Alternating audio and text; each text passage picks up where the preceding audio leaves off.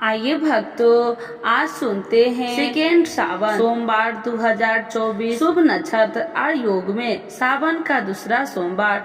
जाने पूजा विधि, शुभ मुहूर्त और महत्व के बारे में। तो एक बार बोलिए प्रेम से शिव जी की जय, माता पार्वती की जय। सावन मास का सावन सोमवार व्रत शिव पूजा के लिए विशेष महत्व वाला माना जाता है। इस साल सावन की शुरुआत ही सोमवार से हुई थी और इसका समापन भी सोमवार के दिन होगा।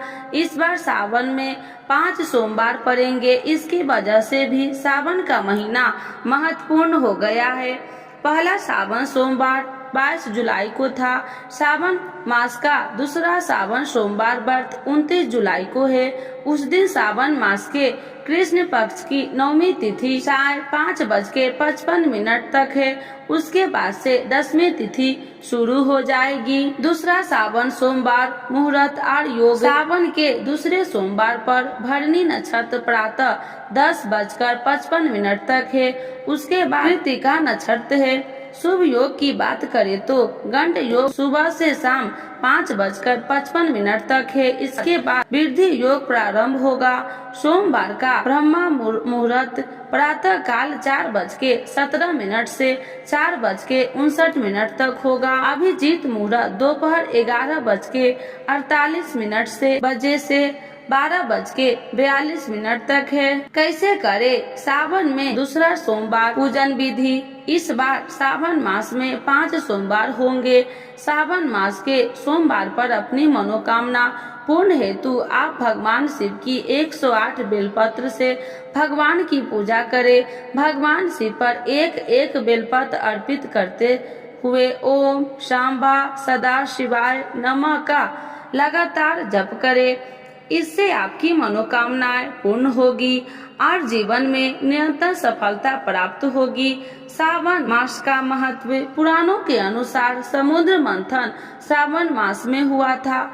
उस समय समुद्र मंथन से 14 प्रकार के तत्व 14 रत्न निकले। इनमें से 13 तत्व व रत्नों देवताओं व दानवों में आपस में वितरण कर लिया। उन तत्वों में से एक तत्व हलाहल विष भी निकला। वह हलाहल विष भगवान शंकर को दिया गया। हलाहल विष भगवान शंकर ने अपने कंठ गले में धारण किया। उससे भगवान शंकर का गला नीला पड़ गया। इससे भगवान शंकर नीलकंठ कहलाए। परंतु उस विष की गर्मी इतनी अधिक थी कि देवताओं को गर्मी शांत करने को कोई उपाय नहीं सूझा।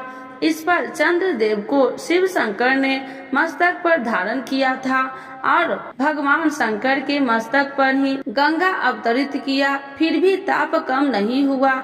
तब जाकर सहस्त्र जलाधाराओं से भगवान शंकर का अभिषेक किया गया।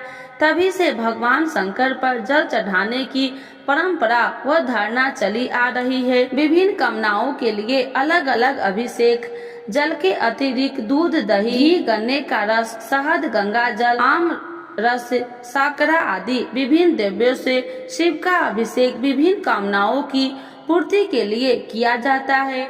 आइए जानते हैं कि कौन से द्रव्य से भगवान शंकर का अभिषेक किस कामनाओं की पूर्ति करने से सहायक है। जल से शिव का अभिषेक करने पर दीर्घायु प्राप्ति होती है तथा विघ्नों का नाश होता है। दूध से अभिषेक करने पर स्वस्थ शरीर व निरोगी काया प्राप्त होता है। गन्ने के रस इच्छू रस से शिव जी की अभिषेक करने पर लक्ष्मी जी की कृपा प्राप्त होती है तथा व्यक्ति संपन्न होता है। इत्र से सुगंधित द्रव्य से अभिषेक करने पर व्यक्ति कीर्तिमान होता है। शक्कर से अभिषेक करने पर पुष्टि में वृद्धि होती है। आम के रस से अभिषेक करने पर योग्य संतान प्राप्त होता है। गंगा जल से अभिषेक करने पर मुक्ति मोक्ष प्राप्त होता है। घी से शिव का अभिषेक करने से संपदा आती है। तेल से अभिषेक करने पर विघ्नों का नाश होता है। सरसों के तेल से श्रावण मास में शिव जी का अभिषेक करने से शत्रुओं का शमन होता है। इस प्रकार विभिन्न कामनाओं की पूर्ति में श्रावण मास में शिव आराधना फलदायी कही गई है। व्यक्ति पूरी निष्ठा के भक्ति भाव आस्था के साथ श्रावण मास में शिव जी का पूजन करता है, वह निश्चय ही अपने अभिष्ट को प्राप्त होता है। तो एक बार बोलिए प्रेम से शिव जी की जय, माता पार्वती की जय, गौरी पुत्र गणेश भगवान की जय।